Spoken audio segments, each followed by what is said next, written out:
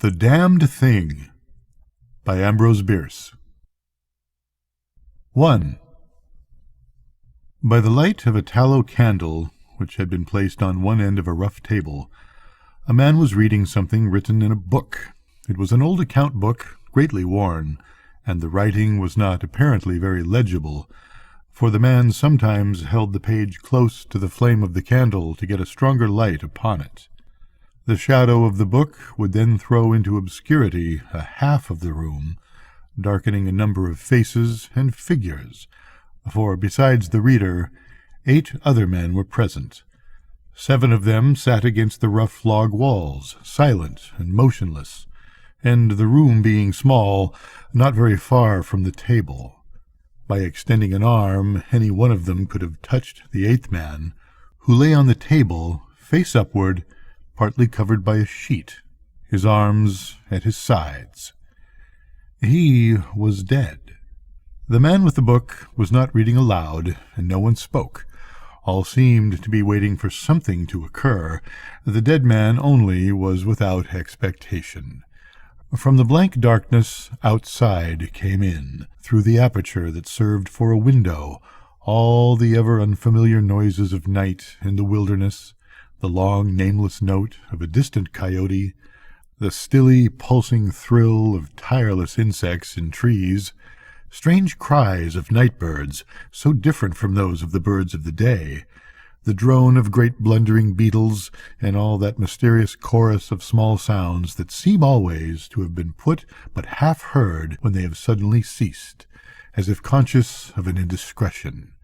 But nothing of all this was noted in the company. Its members were not overmuch addicted to idle interest in matters of no practical importance. That was obvious in every line of their rugged faces, obvious even in the dim light of the single candle. They were evidently men of the vicinity, farmers and woodmen. The person reading was a trifle different. One would have said of him that he was of the world, worldly, albeit there was that in his attire which attested a certain fellowship with the organisms of his environment. His coat would hardly have passed muster in San Francisco.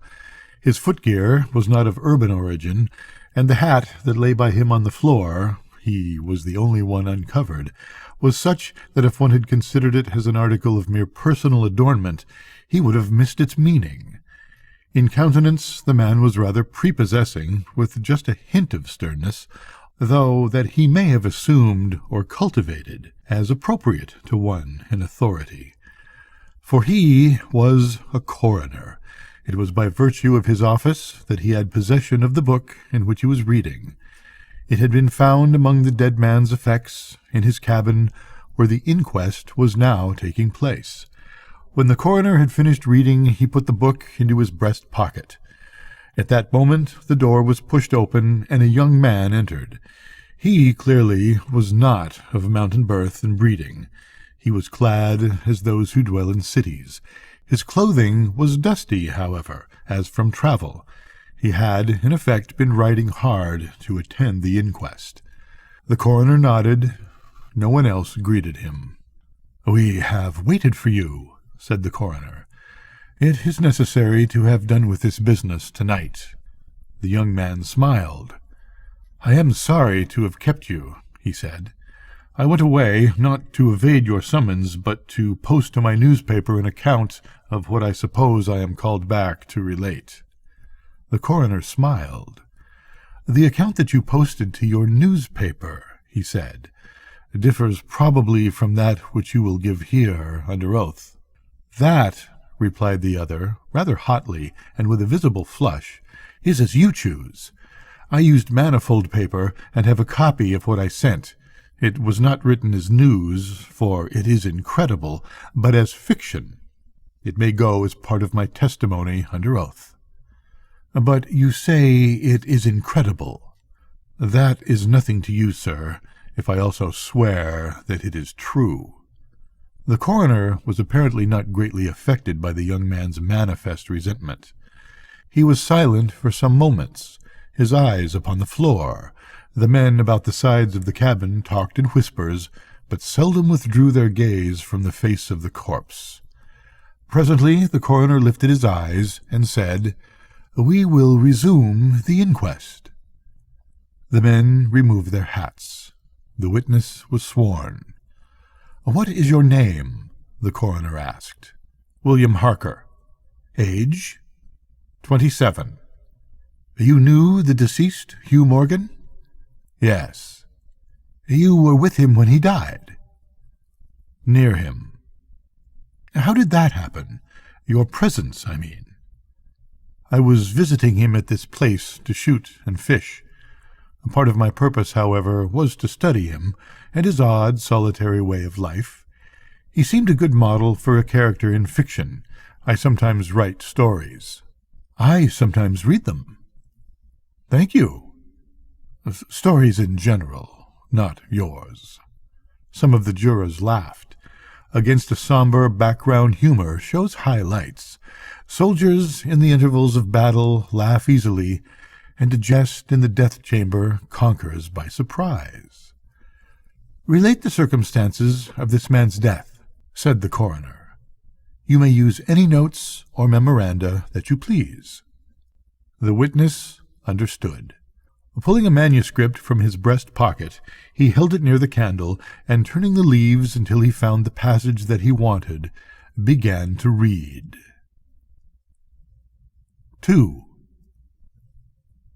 The sun had hardly risen when we left the house. We were looking for quail, each with a shotgun, but we had only one dog. Morgan said that our best ground was beyond a certain ridge that he pointed out, and we crossed it by a trail through the chaparral. On the other side was comparatively level ground, thickly covered with wild oats. As we emerged from the chaparral, Morgan was but a few yards in advance. Suddenly we heard, at a little distance to our right and partly in front, a noise as of some animal thrashing about in the bushes, which we could see were violently agitated. "We've started a deer," I said. "I wish we had brought a rifle." Morgan, who had stopped and was intently watching the agitated chaparral, said nothing. But he had cocked both barrels of his gun and was holding it in readiness to aim. I thought him a trifle excited, which surprised me, for he had a reputation for exceptional coolness, even in moments of sudden and imminent peril. "Oh, come," I said. "You're not going to fill up a deer with quail shot, are you?" Still, he did not reply, but catching a sight of his face as he turned it slightly toward me, I was struck by the pallor of it. Then I understood that we had serious business on hand, and my first conjecture was that we had jumped a grizzly. I advanced to Morgan's side, cocking my piece as I moved. The bushes were now quiet, and the sounds had ceased, but Morgan was as attentive to the place as before. "What is it? What the devil is it?" I asked. "That damned thing," he replied, without turning his head. His voice was husky and unnatural. He trembled visibly. I was about to speak further when I observed the wild oats near the place of the disturbance moving in the most inexplicable way. I can hardly describe it. It seemed as if stirred by a streak of wind, which not only bent it, but pressed it down, crushed it so that it did not rise, and this movement was slowly prolonging itself directly toward us. Nothing that I had ever seen affected me so strangely as this unfamiliar and unaccountable phenomenon. Yet I am unable to recall any sense of fear. I remember and tell it here because, singularly enough, I recollected it then that once, in looking carelessly out of an open window, I momentarily mistook a small tree close at hand for one of a group of larger trees at a little distance away. It looked the same size as the others, but being more distinctly and sharply defined in mass and detail, seemed out of harmony with them. It was a mere falsification of the law of aerial perspective, but it startled, almost terrified me. We so rely upon the orderly operation of familiar natural laws that any seeming suspension of them is noted as a menace to our safety. a warning of unthinkable calamity. So now the apparently causeless movement of the herbage and the slow, undeviating approach of the line of disturbance were distinctly disquieting. My companion appeared actually frightened, and I could hardly credit my senses when I saw him suddenly throw his gun to his shoulders and fire both barrels at the agitated grass. Before the smoke of the discharge had cleared away, I heard a loud, savage cry, a scream like that of a wild animal, and flinging his gun upon the ground, Morgan sprang away and ran swiftly from the spot. At the same instant, I was thrown violently to the ground by the impact of something unseen in the smoke, some soft, heavy substance that seemed thrown against me with great force. Before I could get upon my feet and recover my gun, which seemed to have been struck from my hands, I heard Morgan crying out as if in mortal agony, and mingling with his cries were such hoarse, savage sounds as one hears from fighting dogs. Inexpressibly terrified, I struggled to my feet and looked in the direction of Morgan's retreat, and may heaven in mercy spare me from another sight like that. At a distance of less than 30 yards was my friend, down upon one knee, his head thrown back at a frightful angle, hatless, his long hair in disorder, and his whole body in violent movement from side to side, backward and forward. His right arm was lifted, and seemed to lack the hand. At least I could see none. The other arm was invisible. At times, as my memory now reports this extraordinary scene, I could discern but a part of his body. It was as if he had been partly blotted out. I cannot otherwise express it. And then a shifting of his position would bring it all into view again. All this must have occurred within a few seconds, yet in that time Morgan assumed all the postures of a determined wrestler vanquished by superior weight and strength. I saw nothing but him, and him not always distinctly. During the entire incident his shouts and curses were heard, as if through an enveloping uproar of such sounds of rage and fury as I had never heard from the throat of man or brute. For a moment only I stood irresolute. Then, throwing down my gun, I ran forward to my friend's assistance. I had a vague belief that he was suffering from a fit, or some form of convulsion. Before I could reach his side, he was down and quiet. All sounds had ceased, but with a feeling of such terror as even these awful events had not inspired, I now saw the same mysterious movement of the wild oats prolonging itself from the trampled area about the prostrate man toward the edge of a wood. It was only when it had reached the wood that I was able to withdraw my eyes and look at my companion. He was dead. 3. The coroner rose from his seat and stood beside the dead man.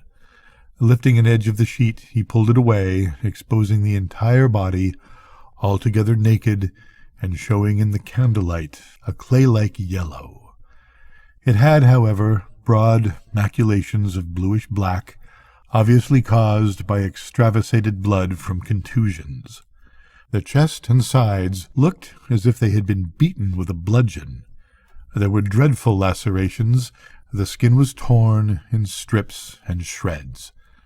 The coroner moved around to the end of the table and undid a silk handkerchief which had been passed under the chin and knotted on the top of the head. When the handkerchief was drawn away, it exposed what had been the throat. Some of the jurors who had risen to get a better view repented their curiosity and turned away their faces. Witness Harker went to the open window and leaned out across the sill, faint and sick. Dropping the handkerchief upon the dead man's neck, the coroner stepped to an angle of the room and from a pile of clothing produced one garment after another. each of which he held up a moment for inspection. All were torn and stiff with blood. The jurors did not make a closer inspection. They seemed rather uninterested. They had, in truth, seen all this before, the only thing that was new to them being Harker's testimony. "Gentlemen," the coroner said, "we have no more evidence, I think. Your duty has been already explained to you. If there is nothing you wish to ask, you may go outside and consider your verdict." The foreman rose, a tall, bearded man of 60, coarsely clad. "I should like to ask one question, Mr. Coroner," he said. "What asylum did this your last witness escape from?" "Mr. Harker," said the coroner, gravely and tranquilly. "From what asylum did you last escape?" Harker flushed crimson again, but said nothing, and the 7 jurors rose and solemnly filed out of the cabin. "If you have done insulting me, sir," said Harker, as he rose, and he and the officer were left alone with the dead man, "I suppose I am at liberty to go?" "Yes." Harker started to leave, but paused, with his hand on the door latch. The habit of his profession was strong in him, stronger than his sense of personal dignity. He turned about and said, "The book that you have there. I recognize it as Morgan's diary. You seemed greatly interested in it. You read in it while I was testifying. May I see it? The public would like—" "The book will cut no figure in this matter," replied the official, slipping it into his coat pocket. "All the entries in it were made before the writer's death." As Harker passed out of the house, the jury re-entered and stood about the table on which the now covered corpse showed under the sheet with sharp definition. The foreman seated himself near the candle, produced from his breast pocket a pencil and a scrap of paper, and wrote rather laboriously the following verdict, which, with various degrees of effort, all signed: "We, the jury, do find that the remains come to their death at the hands of a mountain lion. But some of us thinks, all the same, they had fits." 4. In the diary of the late Hugh Morgan are certain interesting entries, having possibly a scientific value as suggestions. At the inquest upon his body, the book was not put in evidence. Possibly the coroner thought it was not worth while to confuse the jury. The date of the first of the entries mentioned cannot be ascertained. The upper part of the leaf is torn away. The part of the entry remaining is as follows: "Would run in a half-circle, keeping his head turned always toward the center, and again he would stand still, barking furiously. At last he ran away into the brush as fast as he could go. I thought at first that he had gone mad, but on returning to the house found no other alteration in his manner than what was obviously due to fear of punishment. Can a dog see with his nose? Do odors impress some olfactory center with images of the thing emitting them?" September 2nd. Looking at the stars last night as they rose above the crest of the ridge east of the house, I observed them successively disappear from left to right. Each was eclipsed but an instant, and only a few at the same time, but along the entire length of the ridge, all that were within a degree or two of the crest were blotted out. It was as if something had passed along between me and them, but I could not see it, and the stars were not thick enough to define its outline. Ugh, I don't like this. Several weeks' entries are missing, 3 leaves being torn from the book. September 27th. It has been about here again. I find evidence of its presence every day. I watched again all of last night in the same cover, gun in hand, double-charged with buckshot. In the morning, the fresh footprints were there, as before. Yet I would have sworn that I did not sleep. Indeed, I hardly sleep at all. It is terrible. Unsupportable. If these amazing experiences are real, I shall go mad. If they are fanciful, I am mad already. October 3. I shall not go. It shall not drive me away. No, this is my house, my land. God hates a coward. October 5. I can stand it no longer. I've invited Harker to pass a few weeks with me. He has a level head. I can judge from his manner if he thinks me mad. October 7. I have the solution of the problem. It came to me last night, suddenly as by revelation. How simple, how terribly simple. There are sounds that we cannot hear. At either end of the scales are notes that stir no chord of that imperfect instrument, the human ear. They are too high or too grave.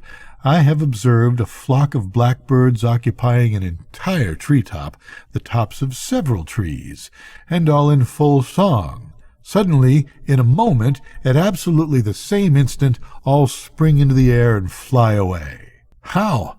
They could not all see one another. Whole treetops intervened. At no point could a leader have been visible to all. There must have been a signal of warning or command, high and shrill above the din, but by me unheard. I have observed, too, the same simultaneous flight when all were silent, among not only blackbirds, but other birds, quail, for example, widely separated by bushes, even on opposite sides of a hill. It is known to seamen that a school of whales basking or sporting on the surface of the ocean, miles apart, with the convexity of the earth between them, will sometimes dive at the same instant, all gone out of sight in a moment. The signal has been sounded, too grave for the ear of the sailor at the masthead and his comrades on the deck, who nevertheless feel its vibrations in the ship as the stones of a cathedral are stirred by the bass of the organ. As with sounds, so with colors. At each end of the solar spectrum, the chemist can detect the presence of what are known as actinic rays. They represent colors, integral colors in the composition of light, which we are unable to discern. The human eye is an imperfect instrument. Its range is but a few octaves of the real chromatic scale. I am not mad. There are colors that we cannot see. And God help me, the damned thing is of such a color. Good night, Nora. Good night, Mads.